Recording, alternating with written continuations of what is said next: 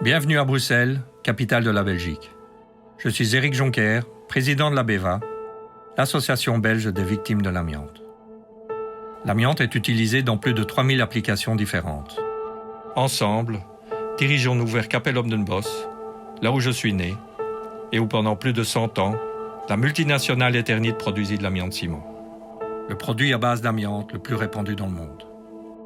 Mais quel fut le coût humain de cette production de masse ?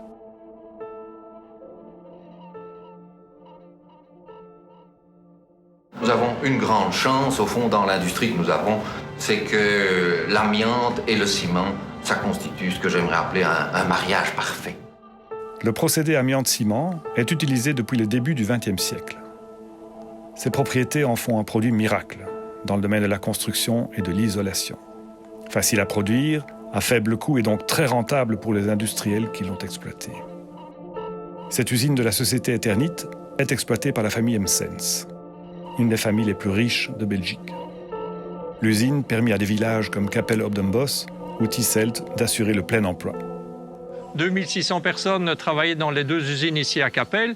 Nos papas, étant ingénieurs, ont fondé des familles. Nous étions 28 jeunes adolescents à gambader ici dans la rue. Cette maison était bâtie sur ma droite, qui était occupée par des ingénieurs.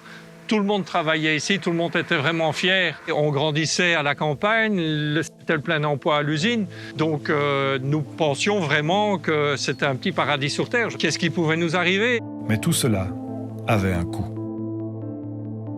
L'inhalation des poussières d'amiante peut provoquer une asbestose, un cancer du poumon ou le mésothéliome, un cancer des plèvres pulmonaires très agressif, qui peut apparaître plus de 40 ans après l'exposition.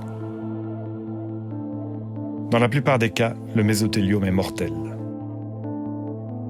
Les dangers dus à l'amiante sont détectés depuis le début du siècle. Les industriels et le lobby pro-amiante les ont dissimulés d'abord, minimisés ensuite. Il faudra attendre près de 100 ans pour que l'amiante soit interdit en Europe. Mais le mal était déjà fait, car vivre à proximité des usines pouvait être suffisant pour être contaminé. Mon père, Pierre Jonker, a fait toute sa carrière dans les deux usines ici à Cappel. Lui qui n'avait jamais été malade a développé un mésothéliome fulgurant et est décédé dans la maison familiale à l'âge de 59 ans. Maman a déménagé en portant toute la famille avec elle. Elle a développé son mésothéliome en 1999 et est décédée en 2000 à l'âge de 66 ans, une victime environnementale. Ensuite, c'est Pierre-Paul. Mon frère qui s'est mis à tousser a développé un mésothéliome et est décédé à 43 ans. Puis c'est Stéphane, mon second frère, qui lui aussi a développé un mésothéliome environnemental et est décédé en 2009 à l'âge de 44 ans.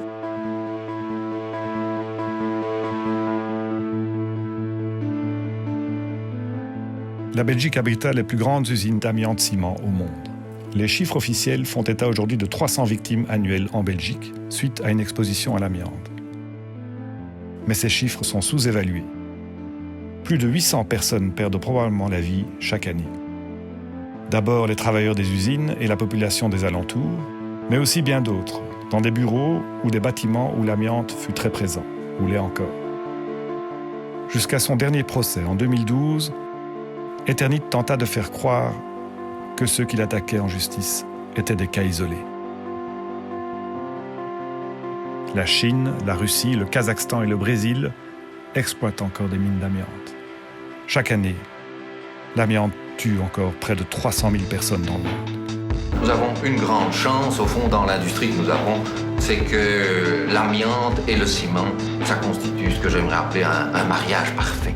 Vous nous avez menti. Sachez que le mariage parfait entre l'amiante et le ciment a impacté 7 familles ici dans la rue. 3 couples ont été emportés par ce mélange que vous avez considéré comme étant miraculeux. Pierre et Françoise Jonker, mes parents, étaient le mariage parfait.